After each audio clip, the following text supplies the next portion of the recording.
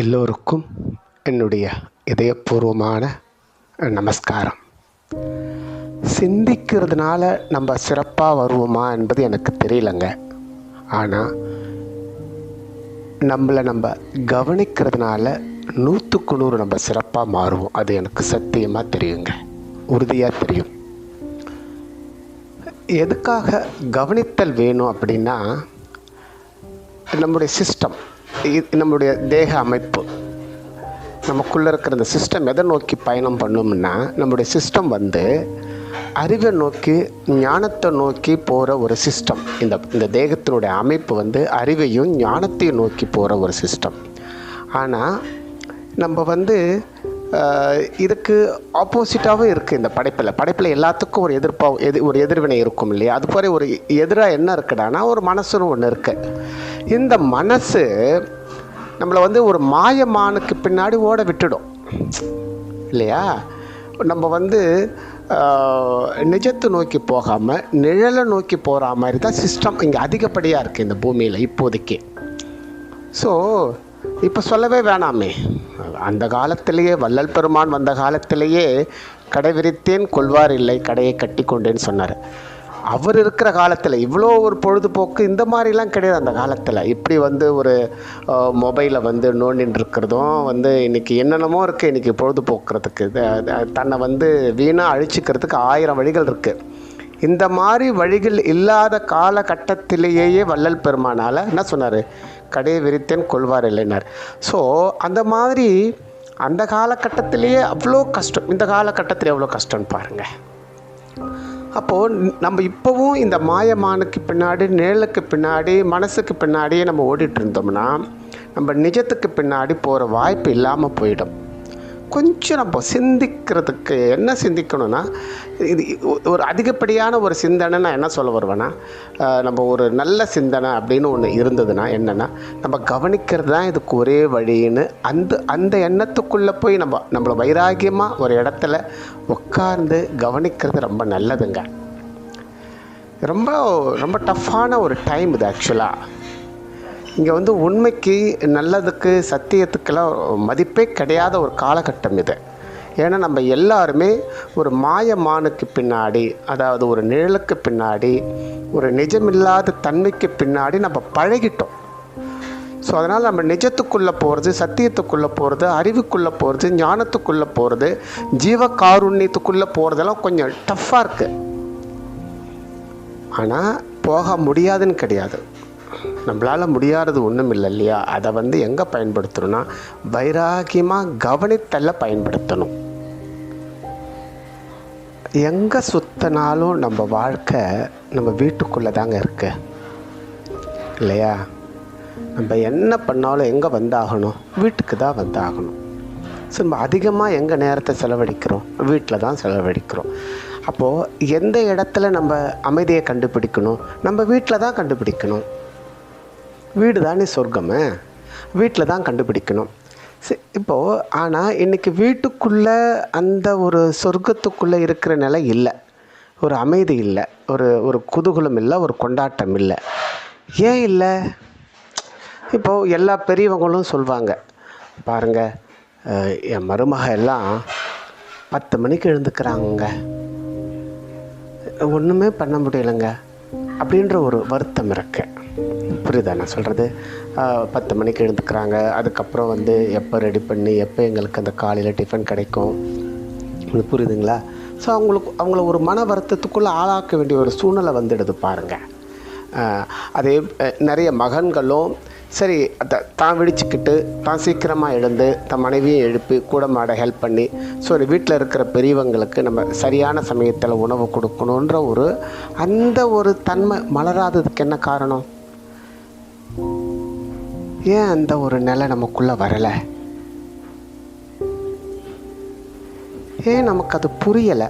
அதனுடைய முக்கியத்துவம் ஏன் நமக்கு தெரியலை? நம்ம தாய் தந்தையாக இருக்கட்டும், இல்லை நம்மளோட மாமனார் மாமியாராக இருக்கட்டும், யாராக இருக்கட்டுங்க,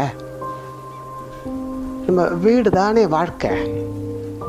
முதல்ல நம்மளை சுற்றி இருக்கிற இந்த குடும்பம் தான் நமக்கு நிஜம். உலகம் நம்மளை பற்றி கவலைப்படுமா நமக்கு தெரியாதுங்க, ஆனால் குடும்பம் கவலைப்படும். அப்போது நமக்காக கவலைப்படுற, நம்ம சந்தோஷத்துக்கூடயே சுகதுக்கத்துக்கூடயே பயணிக்கிறவங்களோட நம்ம எப்படி இருக்கணும்? அந்த ஒரு நிலை குடும்பத்தில் இருக்கிற மருமகளோ இல்லை மகளோ இல்லை மகனோ மருமகனோ இவங்க மேலேயும் தவறு இருக்குது. அதே போல் சில பெரியோர்கள் ஒரு பக்குவமாக நீங்கள் வேலையில் மட்டும் ரிட்டையர்ட் ஆனால் பத்தாதுங்க. ஆனால் இந்த குடும்பத்தில் நான் தலைவன்ற ஒரு அகங்காரத்தில் இருந்து கூட நீங்கள் ரிட்டையர்ட் ஆகணும். நான் சொன்னால் எல்லாரும் கேட்கணுன்ற அந்த பதவியிலிருந்து கூட நீங்கள் ரிட்டையர்ட் ஆகணும். ஸோ இதெல்லாம் இருந்தாலும் அங்கே இந்த அகங்காரம் இருந்தால் அந்த இடத்துல கண்டிப்பாக ஒரு ஒற்றுமை வர்றதுக்கு வாய்ப்பு ரொம்ப இல்லை இல்லையா?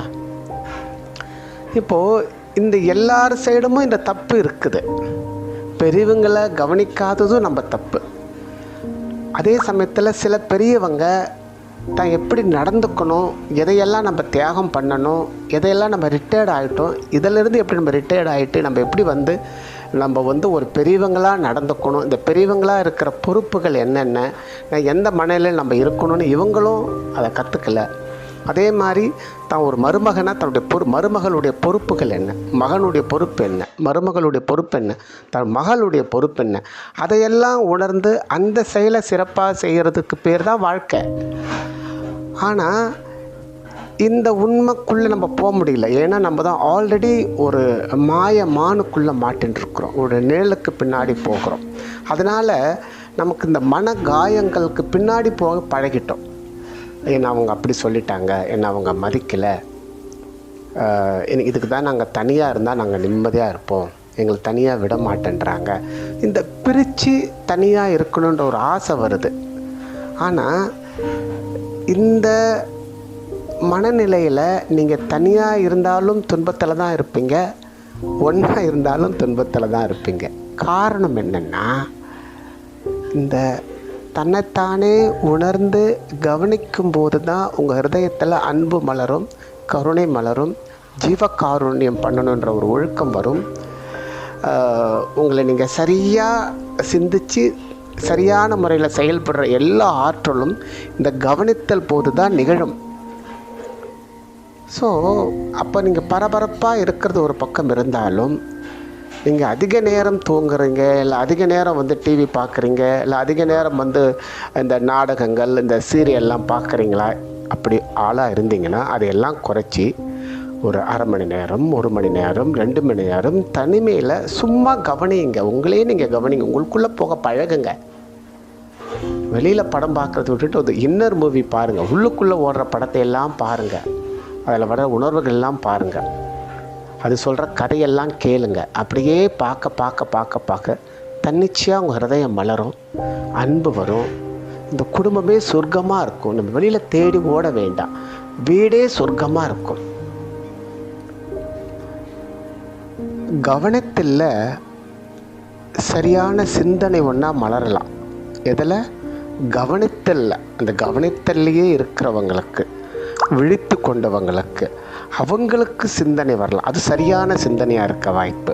ஆனால் இந்த கவனிக்கிற அந்த ஒரு குவாலிட்டி, அந்த ஒரு விழிப்புணர்வு நமக்குள்ளே இல்லைன்னா கண்டிப்பாக நம்ம இந்த மனசுக்குள்ளே மாட்டிப்பாங்க. சொல்கிறது புரியுதுங்களா? ஏன் மனசுக்குள்ளே மாட்டிப்பேன்னு சொன்னால், இந்த கவனிக்காத போது தான் ஈஸியாக எல்லாம் வந்துடுறாங்க. நான் சொல்கிறது புரியுதுங்களா? இப்போ ரோட்டில் திடீர்னு ஒரு பைக்கு காணோம், என்னடான்னு பார்த்தேன்னு வச்சுக்கோ, பேச்சுக்கு சொல்கிறேன் நான் உதாரணமாக. அவங்க வேகமாக அந்த லாக் பண்ணாமல் வந்துட்டுருப்பாங்க, அந்த சைட் லாக்லாம் பண்ணாமல் ஒரு பாதுகாப்புலாம் வந்துட்டுருப்பாங்க. ஏற்கனவே இன்றைக்கி இருக்கிற திருடங்க எப்படி வேணால் திருடி போயிடுவாங்க. நீங்கள் சரியாக லாக்கெல்லாம் பண்ணாமல் வந்துட்டிங்கன்னா ஈஸியாக தூக்கி போயிடுவாங்கல்ல. வீடு திறந்தே கடந்தால் திருடனுக்கு பெரிய கஷ்டம் கிடையாதுல்ல. அந்த மாதிரி தான் இந்த கவனித்தல் என்ற ஒன்று இல்லைன்னா ஈஸிங்க இந்த மனசு உள்ளே வர்றதுக்கு. பொருளாதார பிரச்சனைகள், நமக்கு இருக்கிற இந்த பண கஷ்டங்கள் கூடங்க தன்னைத்தானே கவனிக்காததால் தான் அது கூட நிகழுதுங்க. இன்றைக்கி இந்த பொருளாதார பிரச்சனைகள் இருக்குது. இந்த பொருளாதார பிரச்சனைகள் வரும்பொழுது ஐயோ நமக்கு அம்மா ஹெல்ப் பண்ணலையே, அப்பா ஹெல்ப் பண்ணலையே, அண்ணன் தம்பி ஹெல்ப் பண்ணலையே, கூட பிறந்தவங்க ஹெல்ப் பண்ணல, ஸோ நம்மளை வந்து எல்லோரும் தனியாக விட்டுட்டாங்க அப்படின்ற ஒரு பெரிய வருத்தம் இருக்கும்.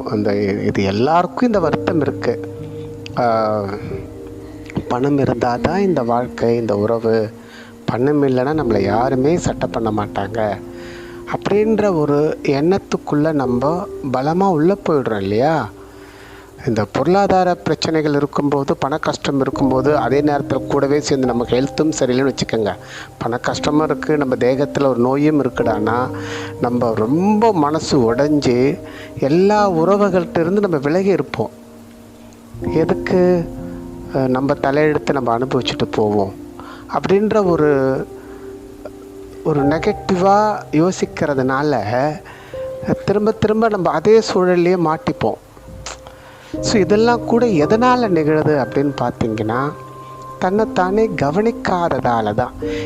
தன்னைத்தானே கவனிக்கும்போது நம்ம பண கஷ்டத்துக்கோ நோய்க்கோ ஏதோ ஒரு காரணம் இருக்கும், இல்லை ஊழ்வினை காரணமாக இருக்கும். ஆனால் இந்த கவனித்தல், தன்னைத்தானே கவனிக்கும் பொழுது, நம்முடைய எண்ணங்களை கவனிக்கும் போது, நம்முடைய இன்டெகிரிட்டியை நம்ம கவனிக்கும் பொழுது இந்த வினைப்பயன் கூட கழிஞ்சிருங்க. ஸோ இந்த நம்முடைய நெகட்டிவாக இருக்கிற வாசனாஸ் கூட விலகிடும். ஸோ இந்த கவனித்தல் ரொம்ப முக்கியம். ஒரு பொருளாதார பிரச்சனை வரும்பொழுது நம்ம எல்லாரையும் வெறுத்துடுறோம். ஸோ அம்மா மேலே, அப்பா மேலே, அண்ணன் தம்பி மேலே, உறவுகள் மேலே, நண்பர்கள் மேலே, இந்த உலகத்தில் எனக்காக யாருமே கிடையாதுன்ற ஒரு விரக்தி வந்துடுது.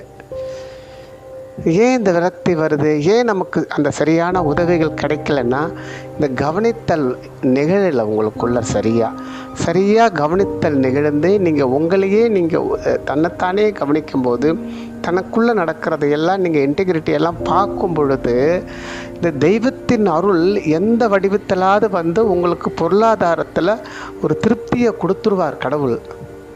இதை நம்புங்க. இந்த எல்லாத்துக்குமே கவனித்தல் ரொம்ப முக்கியங்க. கவனித்தா தான் ஹிருதயம் மலருங்க. கவனித்தா தான் அந்த இறைத்தன்மை நமக்குள்ளே வருங்க. இறைத்தன்மை வந்தால் தான் நம்ம பொருளாதார பிரச்சனைகளோட சரியாகுங்க. நமக்குள்ளே இறைத்தன்மை வரதால் நம்முடைய பொருளாதார பிரச்சனை மட்டும் இல்லைங்க, நம்மளால் நிறைய பேரை காப்பாற்ற முடியும், நிறைய பேருக்கு உதவி பண்ண முடியுங்க. எல்லாத்துக்கும் இந்த கவனித்தல் ரொம்ப ரொம்ப முக்கியங்க. இந்த எப்படி ஒரு நல்ல விஷயம் இருக்குங்க, இந்த கவனித்தல்ன்ற ஒரு நல்ல விஷயம் இருக்குது. அதனால் இந்த ஒரு நாள் வகுப்பு இருக்குங்க, வரதீட்சைன்ற ஒரு நாள் வகுப்பு இருக்குது. இந்த இந்த இந்த வரதீட்சை என்னன்னு கேட்டால், நமக்குள்ள தேவையில்லாத நம்முடைய வினைகள், நம்முடைய கர்மாக்கள்லேருந்து நமக்கு ஒரு விடுதலை உண்டுங்க. நமக்குள்ளே இருக்கிற தேவையில்லாததெல்லாம் நம்மளை விட்டு விலகி போயிடுங்க அந்த தீட்சையில். இந்த ஒரு நாள் நீங்கள் இது ஃப்ரீ தாங்க, இலவசம்தான். நீங்கள் அன்றைக்கி காலையில் நீங்கள் வந்துட்டிங்கன்னா மதியம் ஒரு லஞ்ச் கூட நமக்கு ஃப்ரீ தான். ஸோ அதோட ஒரு 7 மணிக்கெலாம் கிளாஸ் முடிஞ்சிடும். ரொம்ப நல்லா இருக்குங்க, ரொம்ப நல்லாயிருக்கும். இது ஒரு தெய்வீகமான அழைப்பு, இறைவனே அழைக்கிற மாதிரி. இது இறைவனே அழைச்சி உங்களுக்கு ஞான தீட்சையை கொடுத்து உங்கள் வாழ்க்கையில் ஒரு மாற்றம்ன்றது இன்றைக்கி ஒரே பெரிய சவாலுங்க. சாதாரண விஷயம் இல்லை இன்றைக்கி மாற்றம்ன்றது. ஏன்னா நம்ம அப்படியே ஊறி போய் கிடக்கிறோம், பழமையிலையும் இன்றைக்கி இருக்கிற நாகரிகத்துக்குள்ளே முழுகி போய் கிடக்கிறோம். இன்றைக்கி ஒரு மாற்றம்ன்றது மிகப்பெரிய ஒரு சவால். ஆனால் இந்த ஞான தீட்சையின் வழியாக இறையருள் உங்களுக்குள்ள ஒரு சூப்பரான மாற்றம் வரும். அந்த மாற்றத்தினால நீங்கள் ஒரு பொருளாதார சுதந்திரம் மட்டும் இல்லாமல் மனதளவிலும் நீங்கள் ரொம்ப சுதந்திரமாக இருப்பீங்க, ஆனந்தமாக இருப்பீங்க, சந்தோஷமாக இருப்பீங்க. உங்களுடைய நிம்மதியும் சந்தோஷமும் அமைதியும் உங்கள் குடும்பத்தில் பரவி அது மெல்ல மெல்லமாக எல்லா இடத்துக்கும் பரவ ஆரம்பிக்கும். அப்படி ஒரு அருமையான வாய்ப்பு தாங்க இந்த வரதீட்சை. எல்லோரும் இந்த வரதீட்சையில் மறக்காமல் கலந்துக்குங்க. நன்றி.